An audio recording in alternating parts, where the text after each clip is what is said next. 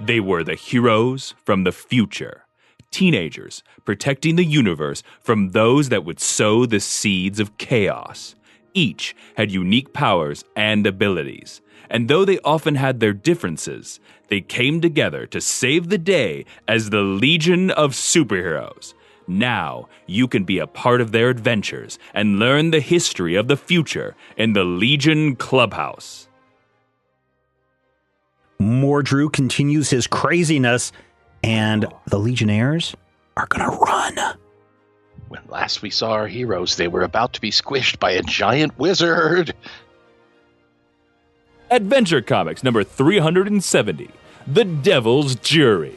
Published July 1968. Written by Jim Shooter with art from Kurt Swan from Shooter Layouts. Mordru the Merciless has crushed the Legion. Can 2 honorary members save the day? Mordru's not a very nice person. No, Mordru is a murderous bastard.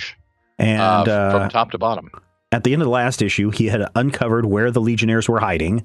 And in this issue, he's about to put them under his spell when suddenly Mon-El and Superboy decide it's the greater valor or whatever it is to flee. The better part of discretion? Yes, to flee and fight another day. And it's a smart maneuver. And the thing that really strikes me about this, we mock Jerry Siegel a little bit lovingly and maybe a little bit not. No, but not. Okay, well, I do it a little bit lovingly. But in this story, we immediately see the most powerful Legionnaires make a run for it. Mordru shows up, and this would never happen in a Siegel story because the most powerful Legionnaire and his imaginary big brother put the kibosh on the whole thing by legging it out of there. I mean, that's kind of a huge deal to me in terms of just selling the danger of Mordru. They didn't run from the Time Trapper. They didn't run from the Controllers. They didn't run from the Fatal Five. But all of a sudden, Mordru is here, and it's time to get out of Dodge and or Smallville. Part of that is because, at least for Superboy, he doesn't have any power against anything magic. It's true. Magic is a huge weakness for Superboy. I don't remember if it's a specific weakness for Mon or not, but he doesn't have any particular defenses against magic. Well, he might be able to pull out a Fuller brush and sell it to you. True.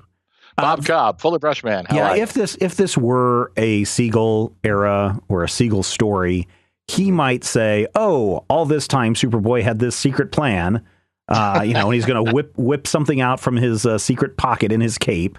Right? Why do capes have pockets? And to keep his clothes in. He's going to take Mordru down. But no, they decide to run, and because Mordru can read minds and he can track down where the heroes are, they make a pact to mind wipe themselves. Yeah. In the words of David Letterman, they be hypnotized and they wipe out their own memories of being Legionnaires, which is fascinating and also doesn't make a lick of sense. Mordru clearly says the other Legionnaires have been, quote unquote, taken care of in the future. So he's theoretically taken out the other 22 Legion members. How is being hypnotized in Smallville when Mordru knows who you are? Does he going to be a thing? Does he know that it's Superboy? I mean, or does he know that it's Clark Kent? Because when he finds them, they're wearing their clothes. Remember, you had Lana saying, true. "I see all, I know all. Mordru will come and get you." And so then that's when that happens. So the idea that we're going to escape and erase our memories of our superhero selves so that we only remember ourselves as Bob Cobb and Clark Kent and foreign exchange student girl, cousin Stephanie, and Betsy Norcross. Yeah.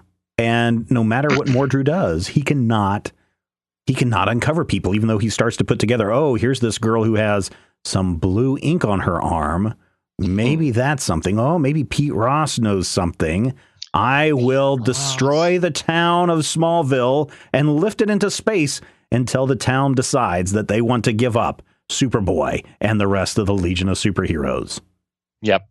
It's a really amazing moment because every time someone talks about this particular issue in the modern context, you always get a reference to Avengers 2. What is it? Age of Ultron? Yeah. Oh, yeah. They totally did that. But here's the thing. Avengers 2 took that bit from a mid-70s issue of the Avengers where they fought Graviton, written by Jim Shooter. So Jim Shooter was actually doing his own greatest hits in the 70s when he wrote The Avengers, referencing this moment where he floated Smallville into space. And that's how the Legion of Superheroes inspired the Marvel Cinematic Universe. Write it down. Tell your friends. Yeah. No, I think it's interesting because they actually go into space, not just floating above the country, and are going to be dropped on everywhere. But I think this also literally in orbit. This is one of those issues, too, that's kind of interesting because the very last issue, or maybe it was 2 issues ago, I know it was the previous installment of the Legion Clubhouse, we were talking about how these mobsters came to town last issue, right, and tried to take over the town, and the town folk fought them off with vegetables and pitchforks and other things.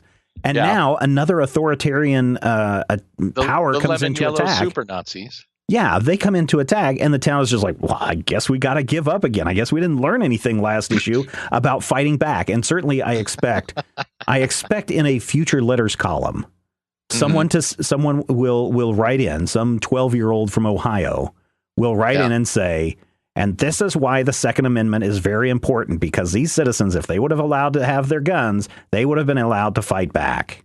Brought to you by Little Ted Cruz. Ted Cruz from further south. I was thinking of someone else, but yeah, he's on the right track. Yes. But it's fine. And the thing that's really fascinating about this is when they do attack, Mordru's forces are perhaps the most overt pseudo-Nazis I've ever seen in comics. I mean, these guys are just like flat out. They're painted yellow, but they look like they walked out of the pages of Sergeant Rock to me. I can see some that of them in do some have of their Autobot symbols on their heads, which is weird. I can see that in some of the pictures, especially some of the close-ups. And I don't know if this is just the art of Kurt Swan or not that's doing this. I could see that very easily where you're getting that. I see a lot of Centurion stuff. I see a lot of Roman stuff where they've got their helmets and they've got the little ridge on the top that kind of mimics the feather or the fur crest that they have up on there, and then they've got their capes and their tunics on, which I still don't understand. I'm going to have to track somebody down to find out why tunics were such a thing in the late 60s and 70s, because you see Thanos wearing a tunic, you see Darkseid wearing a tunic, you see almost like every bad guy wearing some kind of tunic with a dress. And I don't know if they thought that in the future everybody would be wearing skirts. And that was just a trade, kind of a trade-off of everybody likes to breathe down there. But I'm still just kind of also I'm also confused about why all yellow. Because yellow, there's no accent color. In the future, yellow is the color of magic. Is it? Yeah. Okay. It's like the song goes, I wrote a song for you and it was called Yellow. It's all about magic is what that's about. Well, I know one thing. Even after they try to take Pa Kent away, and Superboy can't even admit that he tries to admit that he's Superboy. Right. But nobody believes him. Right. Why didn't you use your super strength, you weakling, you big jerk? Good old Pete Ross goes over to Lana and says, hey, you know how you've been trying for years to prove that Clark Kent and Superboy are the same person? Well, guess what? We've all been laughing behind your back, Lana, because it's true.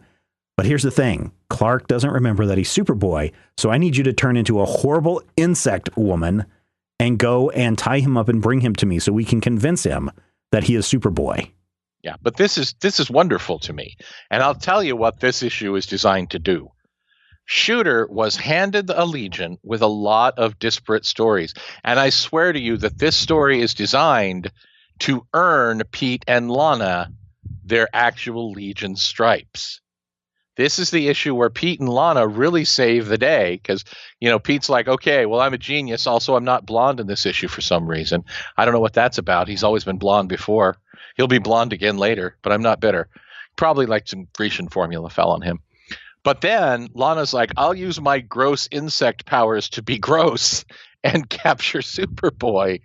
It's a moment where you're like, holy moly, am I literally watching Pete and Lana save the day? Well, do they save the day? I'm not sure because they proved to Superboy. They convinced Clark by cutting his hair and watching the scissors break, which is a gimmick that has been used for decades. Oh yeah, that that joke has a beard. Yeah.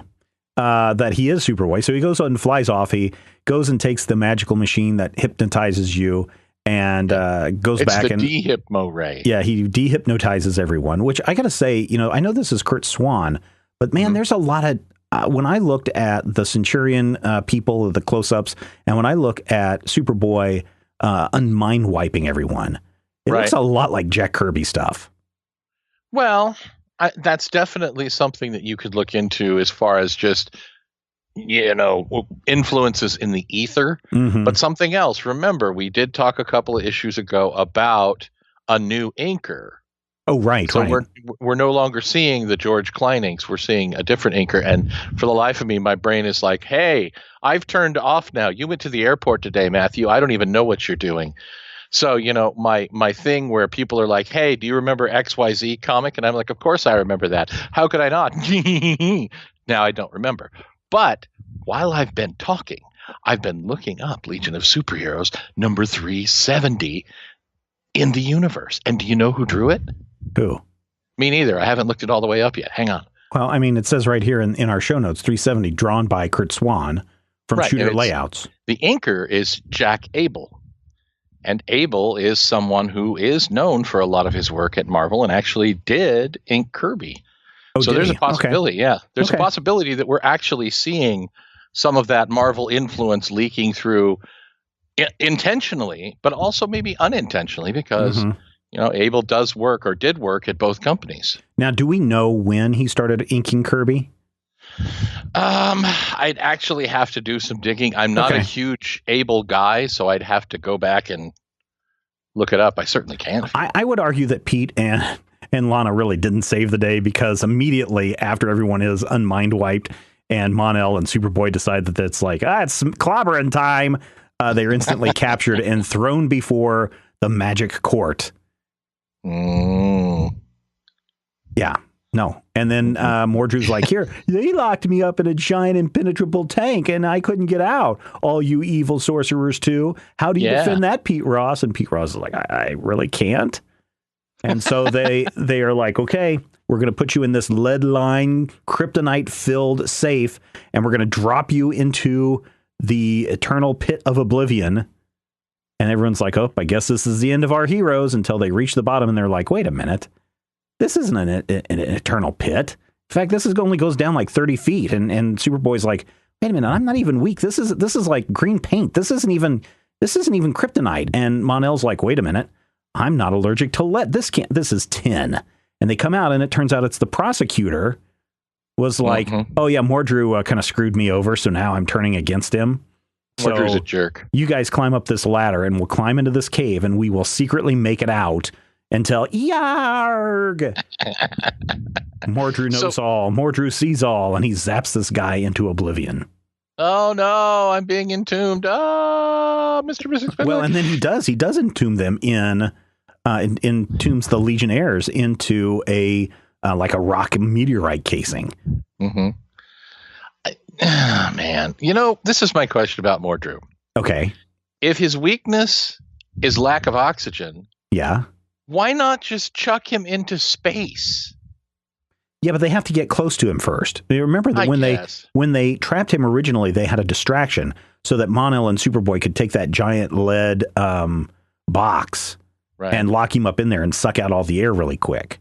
Right. So maybe when he's now at his full power, especially now that they're in the magic universe or wherever they're at, Magiverse, they have no power against him. But Mordru, I think this is the kind of the more interesting part of this issue, is Mordru is brought down by his own powers. He's like, I'm so mad. By his own magical petard. I'm so mad. I'm going to create this graviton chamber well, and I'm going to chuck you guys into it.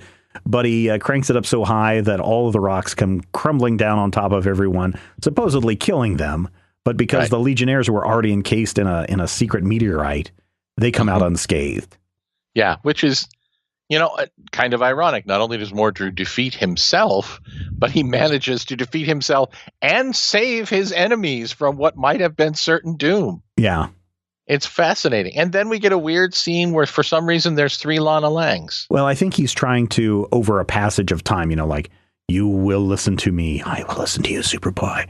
You will forget that I am Superboy. I forgot that you're Superboy already, Clark. I don't know, man. And you know what it looks like? It looks like they redrew a picture of Triplicate Girl. Oh, maybe. But I literally don't know, but it's confusing a little bit. And then, of course, it ends with, I think, one of the best sillinesses ever. Where Mon-El grabs the Hypno Ray and turns it back on Superboy and says, "You will forget that Pete Ross knows who you are." And Pete's like, why didn't you just let him mind wipe me? And Mon-El's like, "Consider this your reward." Okay, and great. Mon-El is secretly like, "Yeah, I'm saving." But what about the other Legionnaires? Remember, there's like 30,000 other Legionnaires that apparently like 56 guys that Mordru apparently took out. Well, one of those Legionnaires, my friend, is precognitive. And she, my friend, Nur-Anal, the dream girl, is like, "Oh no, Mordru is going to try and kill us in 3 hours. We've got time." So she calls her big sister. The Scarlet Witch. Sister? No, the White Witch. Oh, Emma Frost. First of all, Emma Frost is spelled with a B. And second of all, the White Witch, Mysanal, you remember her from her appearance as the Hag of Billow's evil half-dozen. She shows up, and she, using her magic powers combined with Princess Projectra, made Mordru think that he killed the other 7.5 Legionnaires. And then they just let him run away back in time to try and kill everybody else, which I think may have been short-sightedness on their part. And then we get the last line of the issue that just... Well, I'll be darned. To think of all the trouble... He's in his Bob Cobb mode, right? Yep. Well, I'll be darned. To think of all the trouble we had dodging Mordru. How ironic he was fooled by 3 girls. And if you look at that picture... Dream Girl has a face that says, "What?" And White Witch has a face that says, "Oh, no, you did not." And Projector is like, "I will literally murder you." It's weird. It is. It's a bad... I thought it was kind of a relatively lame ending. It is. It really is. I mean, it's another example of we've kind of run out of pages, so Deus Ex Machina time. But It is nice to see the White Witch in her first real Legion adjacent action, I believe, in about 10 years, she may actually join the Legion. So come back 10 years. 10 years. So it's going to be right about Legion Clubhouse episode 227.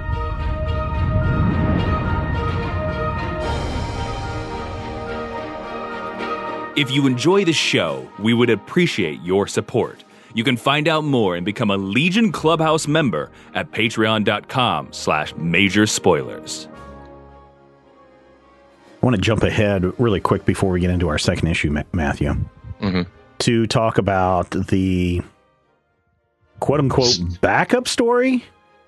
Because it's not really a backup story. It's like the main story that we'll talk about here in a minute is like the main story, but it's super short. It's only like 8 pages. But then there's a Tale of the Legion of Superheroes, which is just a Superboy reprint from what I can tell, that goes on for like 33 pages in this book and comprises the largest part of this issue. And you know what's weird about it? It's not only a Superboy reprint, it's a reprint from Superboy 101. It's actually a story that never featured or referenced the Legion of Superheroes in its initial presentation. Really? Yeah. Superboy 101 features the story under a different name, and I can't remember. Oh, it was the Valhalla of Super Companions. And basically what happened was, it's the story almost as presented, where Superboy is like, "Oh no, what will happen?" He ends up being taken away to this other planet where he ends up in a competition to see who will be the greatest hero of that world. Right. The biggest difference between that story as presented there and the way it appears here is that the guy with the big rubbery head, he's blue in the original issue. Okay. And on page 2, we see a moment where Superboy is like, "Legion, why have you come here?" They're like, "Oh, there's a big emergency." And he's like, "Nope, I'm going to space." Yeah. There are 2 panels that are hastily drawn in featuring the Legion. And I'm wondering if they didn't get hit by deadline doom. I'm really wondering because, the the shortness of that first story, it's maybe 10 pages, I want to say, makes me think that they're like, oh, well, we need another story to fill this. How are we going to, who? If you go to online databases, they actually do reference this second story being quote unquote written by Jim Shooter, which is literally not possible. So have you done a side-by-side comparison of these two issues? Is it the same text, or is this Jim Shooter going in and rewriting all the word balloons? The only difference is the addition of those two panels at the beginning of the third page. What was in those original two panels?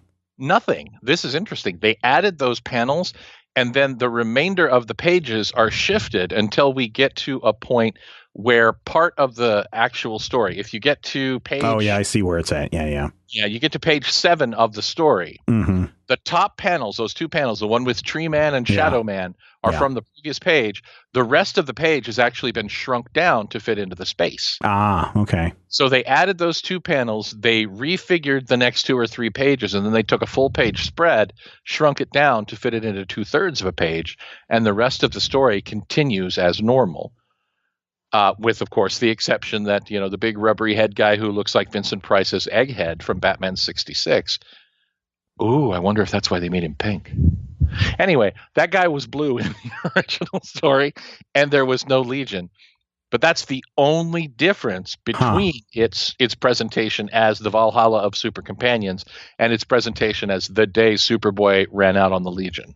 Yeah, no, I just kind of skipped through this because it was just like, this is a reprint. It's a really dumb story. It's kind of a precursor to Super Dickory for those people that want to know all about why does Superman become a total horrible person. And this is definitely one where he's crowned king of all of these, king of the planet, essentially. And then he immediately turns into a total dick. And people are like, why is he doing this? And then we find out. And it's one of those want kind of stories.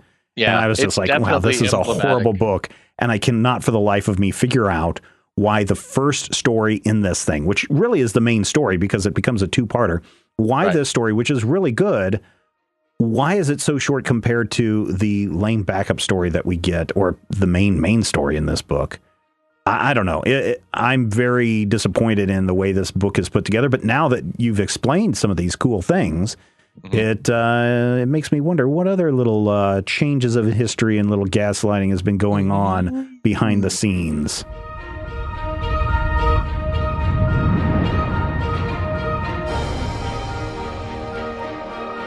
Adventure Comics number 371, When Superboy Walked Out on the Legion. Published August 1968. Written by Jim Shooter with art by Kurt Swan from Shooter Layout. Colossal Boy betrays the Legion, and it's up to our heroes to find out why. As I mentioned a little bit ago, this is a relatively short first half of a book, and it's all about Colossal Boy getting kicked out of the Legion of Superheroes. Yep, the colossal failure, which also, I think, makes Colossal Boy the second Legionnaire to be thrown out after Starboy back in like 348. Because he literally killed somebody. Now Colossal Boy is a little bit different because one day some people just show up at his home and like, hey, we're doing a documentary on you. How about can we come in and do some interviews? It's like, okay, sure, mom, dad, sit down, do this interview. And then these turn out to be bad guys. There's no fact checking. There's no, hey, who's the PR company? I mean, really, that's what the Legion of Superheroes need, are PR and managers to manage to manage their social presence. They need major domos. They need personal assistants. They need something because these guys walk in and turn Wynn and Marta Allen to glass. And I'm like, first of all, that's impressive. I thought only Element Lad could do that.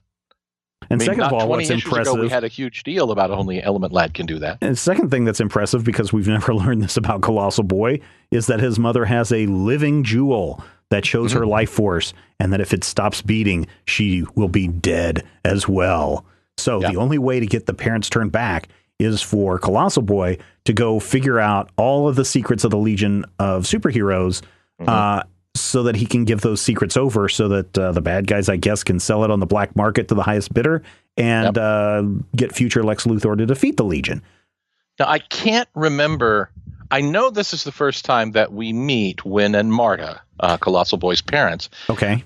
I can't remember ever actually hearing Colossal Boy's real name of Jim Allen Before this, no. And this, again, is one of those things that I've been talking about over the last couple of episodes of Legion Clubhouse, especially since this Jim Shooter era has been introduced. Yes, we had a bunch of the weird, Green K Man and calling, Karate Kid, AK Kid and all that kind of weird stuff. And maybe Jim Shooter is just like, this sounds really lame when I write this. I'm now a year older and I'm looking at this stuff and saying, wow, this is dumb. Let's start using their real names when they're outside of job duty. And so the last couple of issues, we've seen them use all of their real names through casual conversation. And I like that a lot. I do too. The thing that's interesting about Jim Allen is, and this is something that doesn't come up for another few years, but Allen is a relatively common Israeli surname. So down the line, when another writer, Paul Levitz, takes over the book, they actually establish that the Allens are, in fact, Jewish and of Israeli origin. Now, they didn't get sent off into another planet or anything to escape any kind of persecution or being fed up with stupid white people kind of stuff, right? No, they did not. They just live in Metropolis. And Marta Allen actually becomes a relatively major supporting character in Legion stories going down the line, because you remember our long discussion about President Boltrax? Bolton. Kandro Boltax. Do you know who takes over as president of Earth after Kandro Boltax? I don't know. His Marta dad? Allen. There you go. His mother becomes the president of Earth. There you go. Well, that's pretty awesome. Yeah. In the meantime, Colossal Boy has to figure out how he's going to screw up enough to get sent back to re-education, which is kind of scary in itself. Right. So he dresses up as Star-Lord and totally boffs up a mission. He dresses up as Star-Lord and punches out the St. Louis Arch. That actually is remarkably similar to a Star-Lord mask. Well played. I didn't catch that.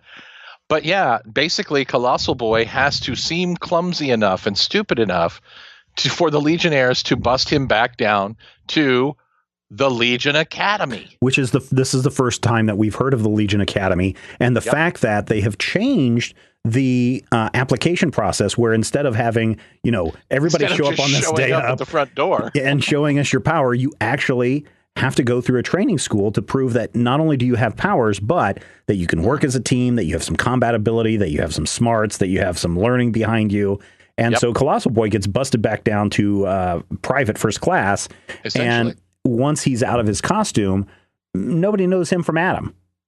That's true. And the thing that's interesting about the Academy is the way it's established here. First of all, it's in the new Legion headquarters. Yes, down in the basement, the sub-basement. And it's established as being, a really in-depth kind of training course. But imagine American Gladiators, but without the live television audience. That's what we're seeing here. And they do humiliate you just like in the Marines, because they put you in powder blue leotards. But in the history of the Legion, this is very, very important. This is the first appearance of the Legion Academy. I'm not going to tell you who or when or why, but there are a couple of Legion Academy graduates who are going to make their way into the Legion very soon. Is one of them by the name of Chemical Kid, who introduces himself as, "Hey, strange boy, my name's Chemical Kid." Chemical King, I'm sorry, Chemical King, yeah. Chemical Kid is a different Legionnaire. But yes, Chemical King is one of them, and he shows up and kind of smacks the snot out of Colossal Boy. There's another one. He's a member we've already met. But in the course of the Legion, only 7 members actually came through the Academy, even after they established this as the one true way to get your training and become a Legionnaire. That seems problematic to me. That seems like a high washout rate to me. I don't know. I would think that if you're only looking for the best of the best, that you would have a high washout rate, and maybe only 3% of your applicants actually get through. Well, and I guess 7 is not the correct number, because in the what they call the Retro Boot Legion post-Final Crisis, a couple, 3 more make it through. But Dawn Star, Magnetic Kid, Tellus, 2 guys who will get in soon in a minute. I don't want to spoiler it. Is one of them Chemical King? Shut up. And the second Karate Kid all make their way through the Academy and join the Legion. The second Karate Kid, by the way, is in no way saying that Karate Kid is doomed. Oh, okay. Yeah, just saying that. All right. Okay. But anyway, back in the story. Anyway, Bouncing Boy. Nope, I knocked everything over. Yuck, my name's Bouncing Boy. Can I just point out the fact that Bouncing Boy literally just broke into the Allens' home? He literally he committed a B&E. What's also funny is, he arrives as Bouncing Boy, and then he immediately shrinks to like fit size. Yeah, and skinny Chuck size. And then whenever he goes to the Allens' apartment or house, he's back to Chubby Boy. It's weird. Because once he's in the house and starts breaking things, he looks skinny again. He starts to slim up again, yeah. I wonder if we're supposed to have the feeling that Chuck is just like inflating and deflating at random. Or maybe that's how he breathes, right? Maybe his whole body inflates and then deflates. Right. Like the really gross Ralph Dibny on CW's The Flash. Yeah. Turns into Pearman. Regardless, what we're seeing is that rubber powers are gross. Bouncing Boy discovers all these secret things that Colossal Boy is not supposed to have. He takes it to the Legion. The Legion promptly throw Colossal Boy in jail, and then during his trial, in which case Brainiac 5 is not his green color, but more of a weird olive brown color. Yeah, well, Brainiac 5, that he's wearing his dress skin. Ah, okay. That's the one that he wears. It's the khaki one for military funerals and such. Colossal Boy is drummed out of the Legion of Superheroes and must do the long walk of shame right out the front door. That walk of shame, though, that is a powerful moment. And another really unique layout because, you talked in the last couple of issues about Shooter doing the circle panel and then the thing in the middle in the circle panel. There's a little of that here because the Colossal Boy panel is tall and pointy, and then the rest of the story kind of arcs around it. And then we see him wandering off to his, eventual death. Yeah, yeah. That's one of the better pictures. As someone who, searches for pictures of the Legionnaires, that's one of the better pictures of Jim in his Bucky Goldstein cowboy suit. There you go. Mm-hmm. This is a two-parter. They couldn't fill the whole issue with the second part of this story, so we're going to have to find out what happens next. I blame the U.S. mail. Shooter's script got lost in the mail, and Weisinger had to pull something out of his earlobes. I blame foreshadowing of the death of Chemical King. He doesn't die for like 5 years. And, this is a Legion, so that means he's going to appear at least 3 times in those 5 years. That wraps it up for this installment of the Legion Clubhouse. Matthew, what did we learn this week? We learned that the next time we're late on an episode of Legion Clubhouse, we can just take the second half of an old episode and paste it in. Ooh, that's a good idea. I think we also learned that if someone shows up at your door claiming to be a reporter, you don't have to let them in because it's only going to spell your certain doom. And if your mommy and daddy get turned to glass, you'll pretty much do anything in the world, including sell out your friends and wear a blue leotard. Thanks so much for checking us out this week. Again, we could use your support to keep this show going. Head to patreon.com/major spoilers. Every dollar helps. And if you're enjoying what you're hearing, we certainly would love for you to become a member of our own Legion Clubhouse. And maybe you'll get your own super secret name. But until next time, I'm Stephen Schleicher, too, not to let you know that Stephen Schleicher may soon die in the future. And I'm Girl, You'll Be a Woman Soon, boy. The Legion Clubhouse is a production of Major Spoilers Entertainment, LLC, and is produced by Stephen Schleicher. Your hosts were Matthew Peterson and Stephen Schleicher. You can follow Matthew at Mighty King Cobra and Stephen at Major Spoilers. You can follow this podcast on Twitter at Legion Clubhouse. If you have questions or comments, send them to podcast@majorspoilers.com. I'm Jason Inman. Until next time, eat it, Grandpa.